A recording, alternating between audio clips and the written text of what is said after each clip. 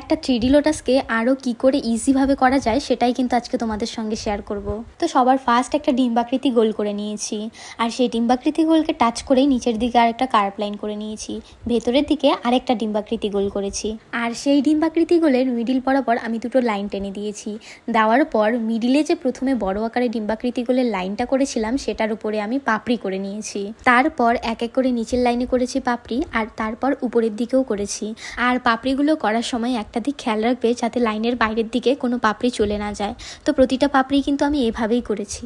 এরপর প্রত্যেকটা পাপড়ির ভিতরে আমি হালকা করে লাইন টেনে টেনে শেডিং করে দিয়েছি। তো এই পদ্মটায় তোমরা যদি এই বেসটাই তোমরা ঠিকঠাকভাবে করতে পারো তাহলে কিন্তু পদ্মটা খুব ইজিলি তোমরা করতে পারবে।